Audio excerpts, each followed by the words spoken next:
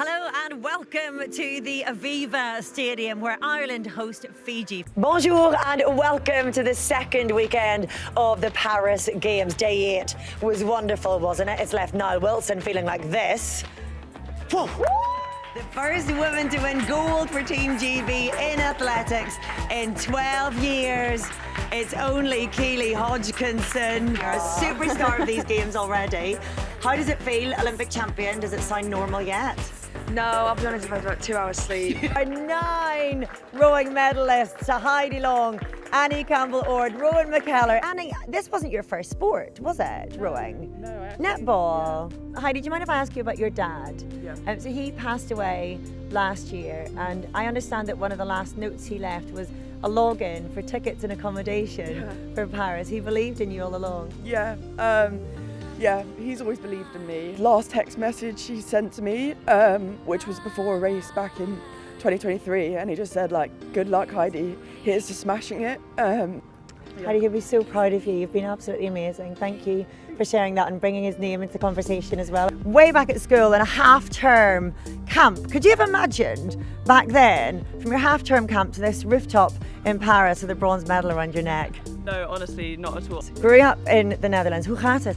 Oh, Nederland! So dual nationality as a kid, what made you want to compete for Team GB? I think growing up it was always a very British household. Like, You've dealt with bullying, you've dealt with self-harm, with suicidal thoughts. They're the very worst of human emotions that you've got to go through to get to this.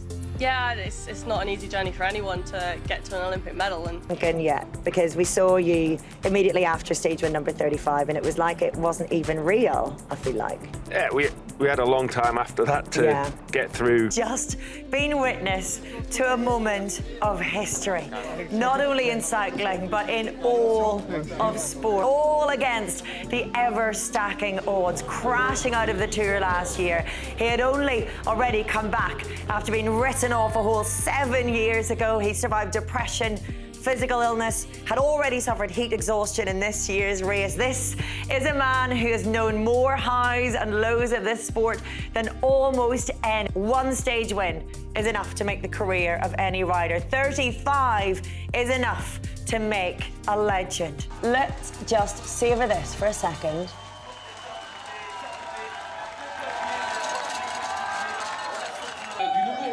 We have seen all the emotions of Mark Cavendish's heart and soul poured onto the roads of France to put all the naysayers to bed, to have his name printed solo in the history books and to crown what has been an absolutely remarkable career and one that has been a privilege and a roller coaster to watch along from the outside as Cavendish does what he always does, congratulates and thanks his teammates. You can see he has taken a TNT mic.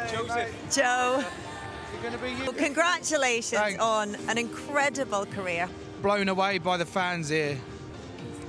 God, I'm ready for it. We were just talking before you came over.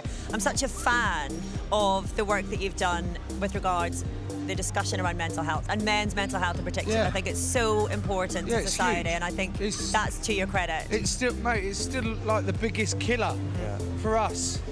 With men 18 to 50, like it's mental. The more we can like get out there and talk and just, everyone struggles.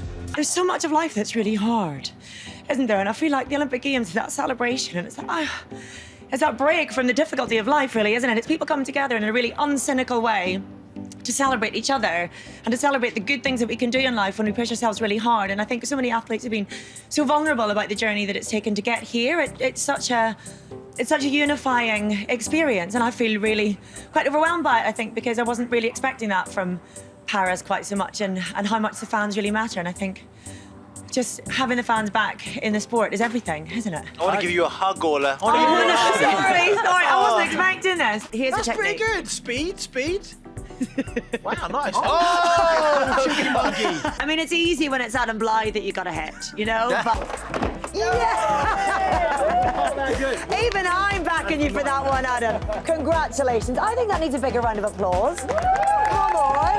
Not only managing to kneel and ollie, but doing it live on television with a little bit of pressure. Far off. That far. Joe Marler.